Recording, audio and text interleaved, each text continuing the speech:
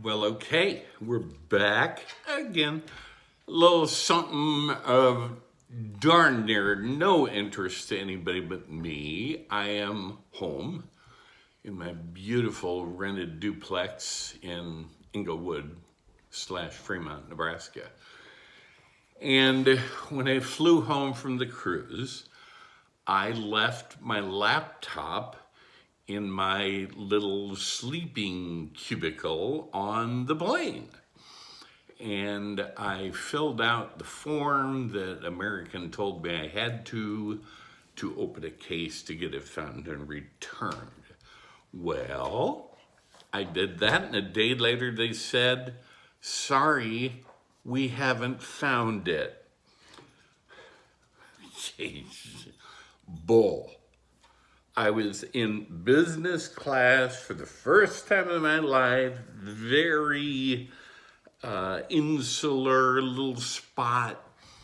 No way that thing disappeared. It may have walked off with somebody. So they tell me we don't have it. I go out that night and buy myself a new laptop in no small measure because I need to get this done. So next morning, first email I get, oh, we have found it. The lost has been found. And how do you want it shipped? Now this was before noon. And they said, after I yawned,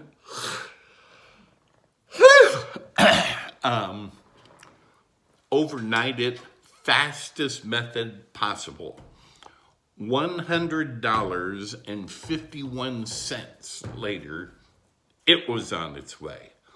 Well, the problem is it didn't come the next morning, even though they said it would be here between 8:30 a.m. 12:30 p.m.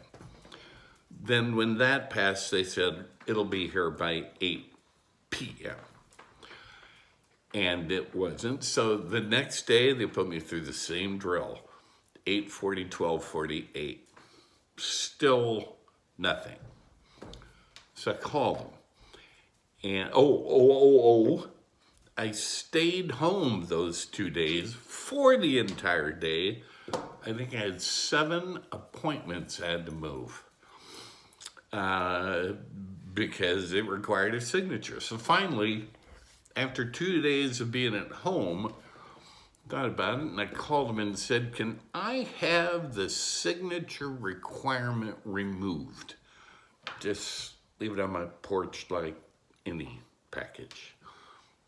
By then, I didn't know if I'd ever get it. So finally, it shows up.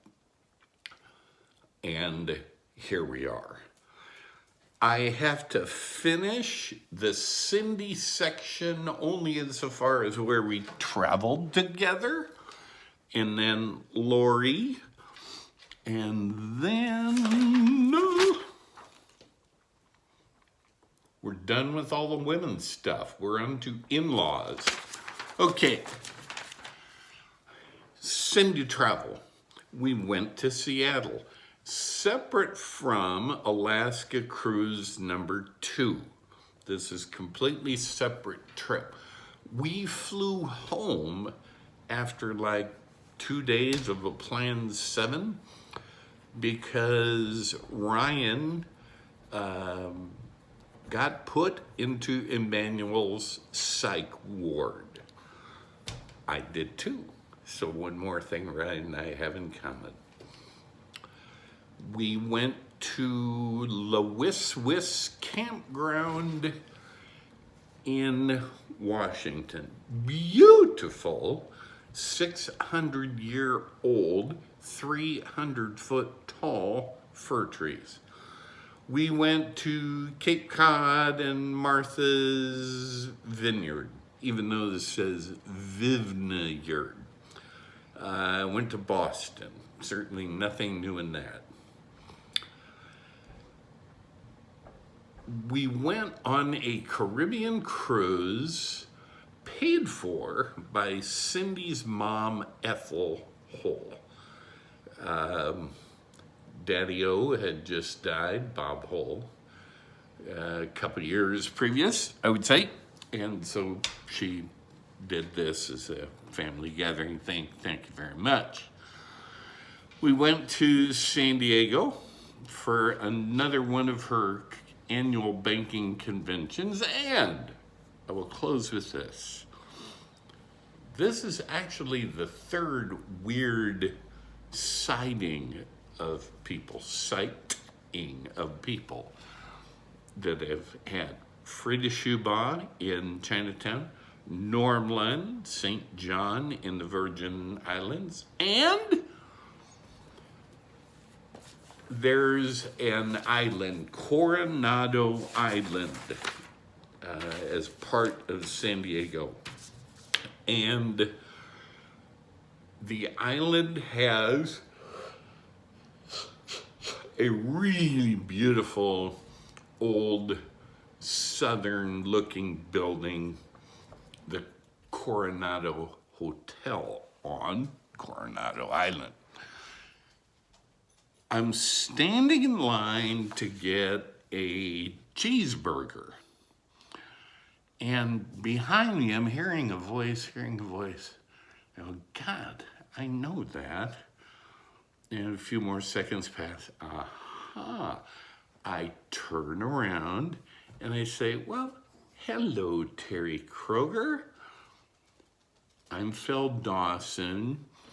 I used to be the CFO at May Telemarketing.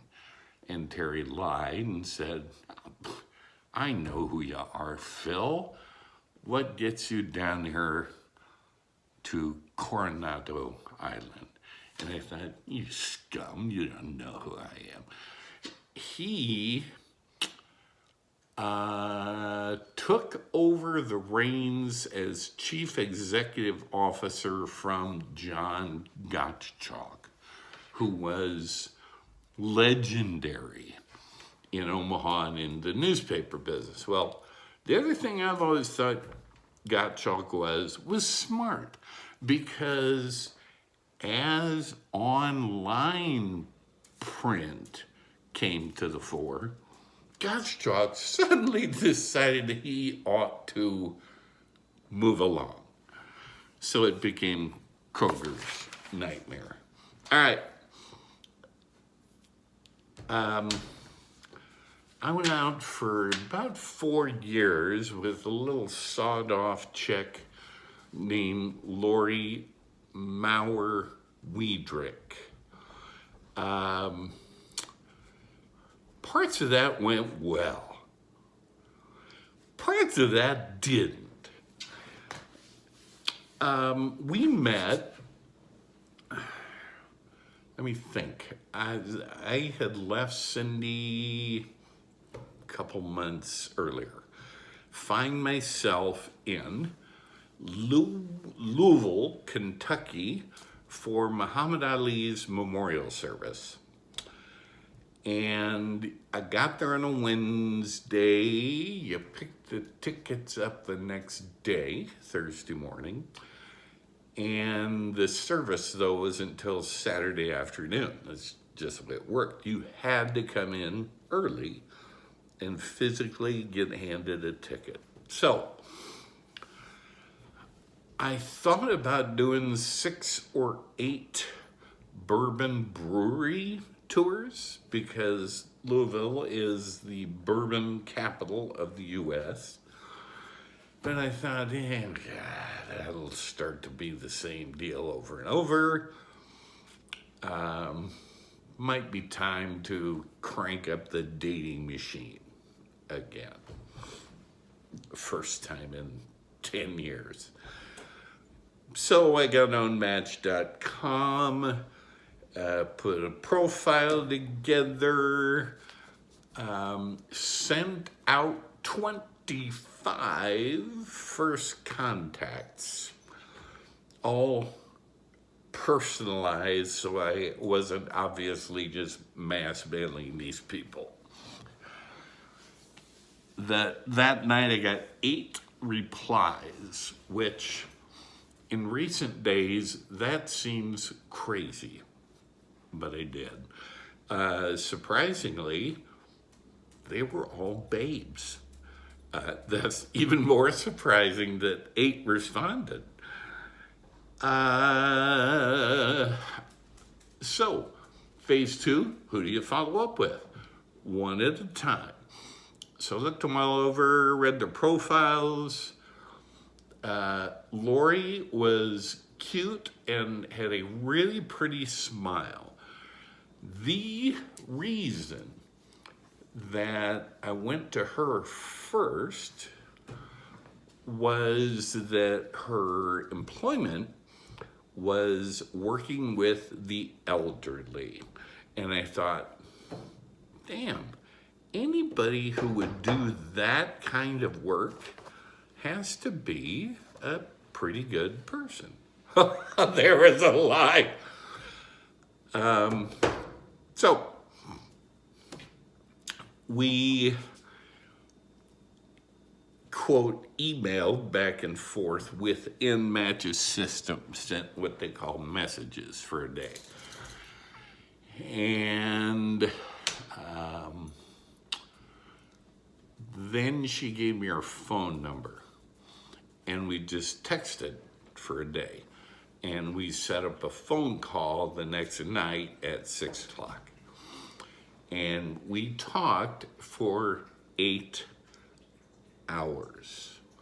First phone call. At least in my limited life, that was rather extraordinary. So, you know, when we first met, it felt like we'd known each other forever. Lori had poetry written to her by Homer the Pomer, not unlike everyone who preceded Lori. 325 exactly. I had them bound for the first time. She has 2 hardcover books of poetry, like a year and a half and 2 years worth.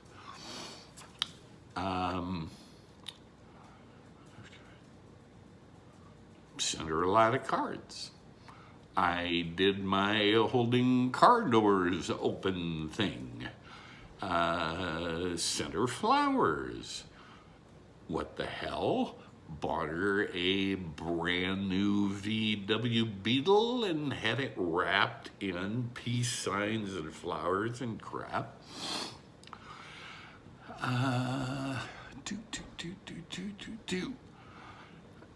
So, you know, I was trying.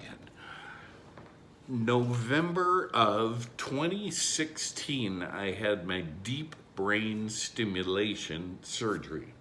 Got the electrical surge device up here. Wait a minute, wrong side. Nope, correct side. And then the wire ran down here and into my chest, and there's my battery pack, which is getting replaced like February 8th. I clearly remember she was very upset, worried about how I was when I got wheeled into the room. And the doctor was reassuring her that I was fine. But how times change. I don't know whether those crocodile tears would make an appearance today. First big trip we took, and we didn't do very much traveling. Certainly nothing like Sherry, Roxy, Fifi, Cindy. Went to New York City, December of 2016. Had the expected fabulous time. I had told Lori that I would never again marry and I would never again live with someone. And she was very happy to hear that because that's where she was as well.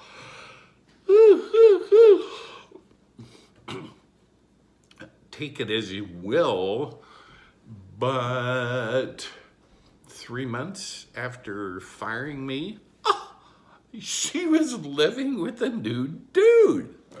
So, the best laid plans.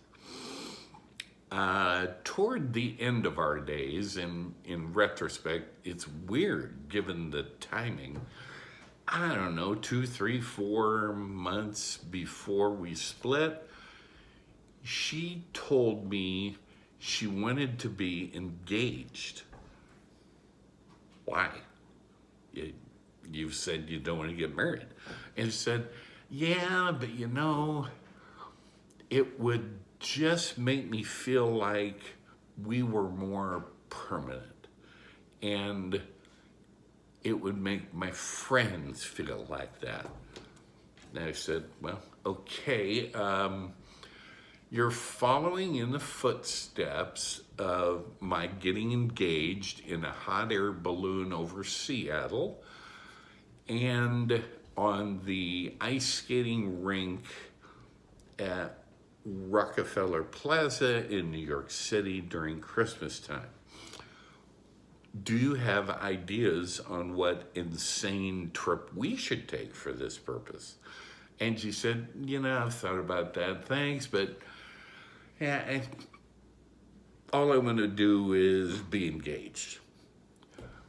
So, hell, why don't we have a cup of coffee, which we did darn near every day, living in one another's backyards. Let's have a cup of coffee. You can propose. That'll be it. Oh, well, the discount plan. So we did that. She had found a ring in advance. Nice ring, yeah, unusual, nice ring. And so here's your ring, we're engaged. Always a little bit odd, but there you go.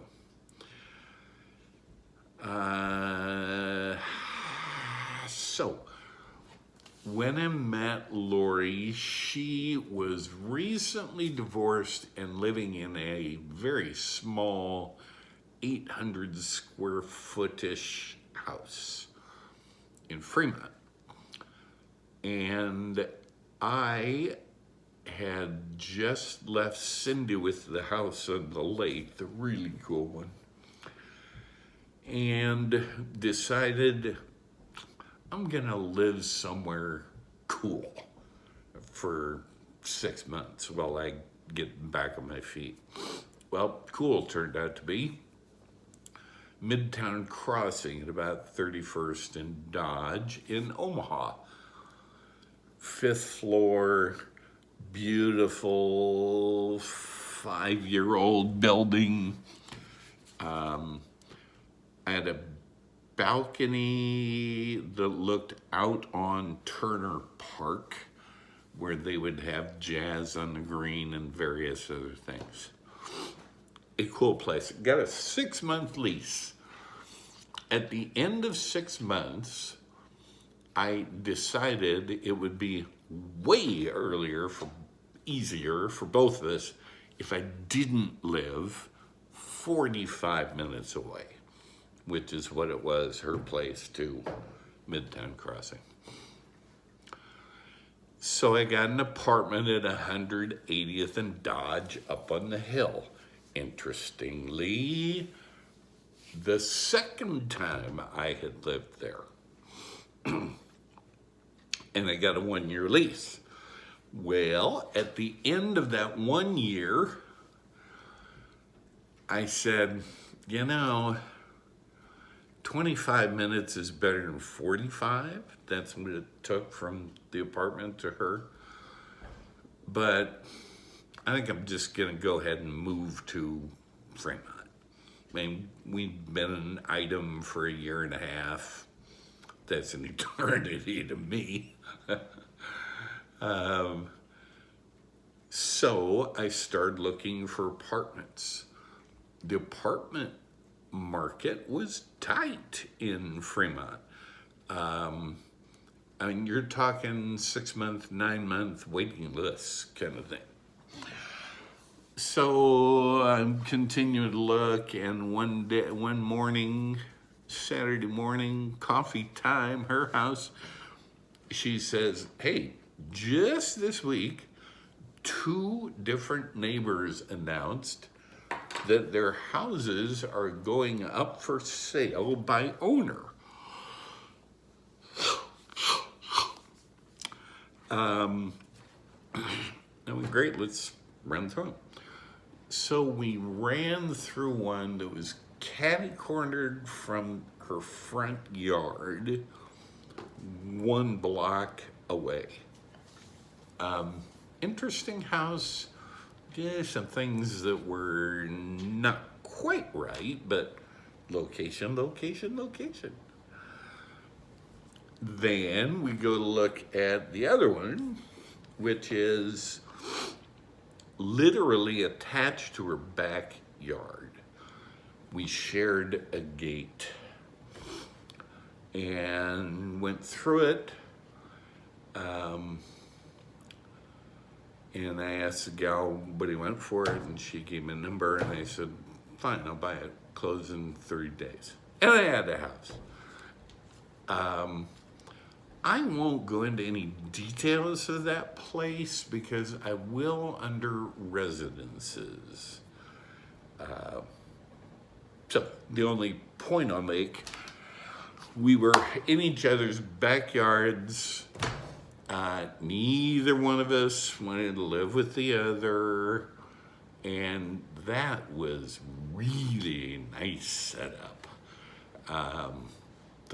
Almost literally every day, 9, 10 o'clock, I'd go stumping across my backyard to her place, my dogs in tow. She was a dog person as well. And we'd have some coffee and shoot the crap, and around 11 or 12 figure out if we were going to do anything together the rest of the day or what the plan is. Really nice. Some stupid stunts that I'm famous for. Her driveway, when we'd get any serious rain, like an inch, she had a huge depression right in the middle of it. And so we'd get rain, it would kind of come in from everywhere, and it wouldn't be real deep, 6 inches to a foot, but it would certainly cover all the concrete. And I have no idea why I called her Bobo on occasion, but Bobo the clown she was. So that became Lake Bobo. And I went out and got myself a $30 kayak. Yes, can you say piece of you know what? $30, you got the kayak, you got 2 paddles. The next time it rained hard and Lake Bobo was full, I took my kayak, set her down in the middle of Lake Bobo with my paddles, and called Lori. "Hey, I'm out in the front yard. Can I just get some help with something real quick?" So she comes out, and there I am on Lake Bobo.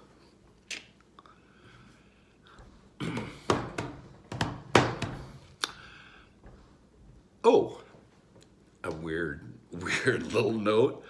I don't know why I do these things. I just know that I do.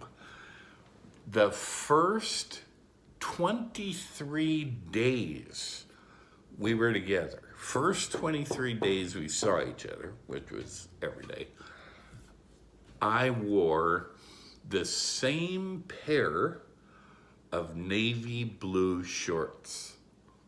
That's right, the same pair of shorts for the first 3 weeks and 2 days that I saw Lori.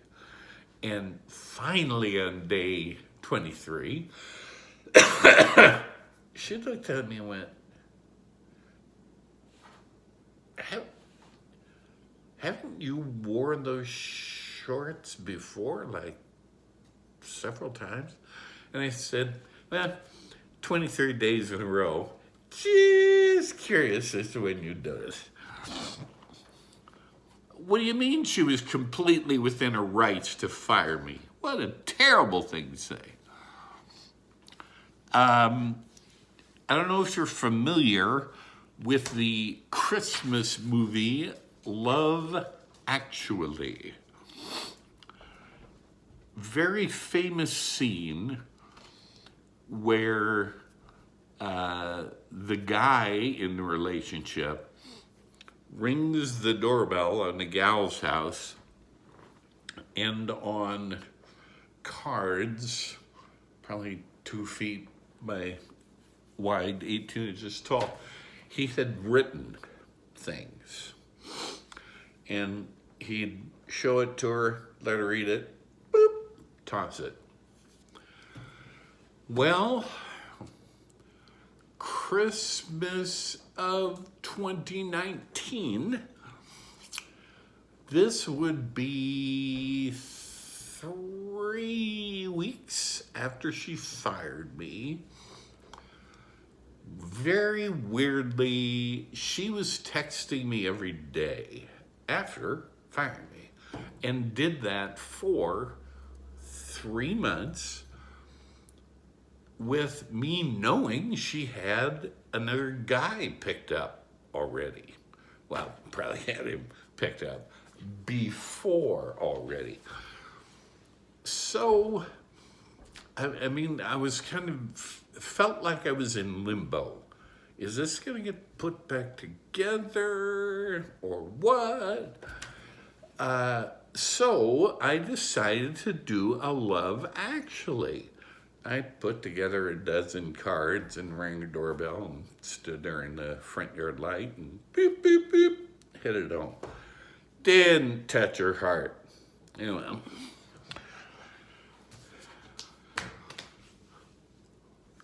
And, you know, honestly, if I could be embarrassed, that would be the kind of thing that would be embarrassing. But I really can't.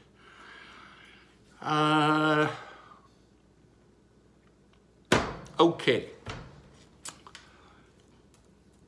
I think I already, way early in the Chickie section, said that with a little self-reflection, my biggest problem with this myriad of women I've run through has been that I didn't want to rock the boat. And therefore, things festered with me and or with them. It's weird because over the years, I think I proved to myself that there is another one coming along. And so why would I be scared of upsetting some gal and having her cut out? You know, attitude should be, next. So, yeah, I don't know. Anyway, done with women. Next up are in-laws, and then 25 residences. In-laws will be 5 minutes. 25 residences, I'm just gonna give them a minute each or so we can lock that down. Have a lovely evening.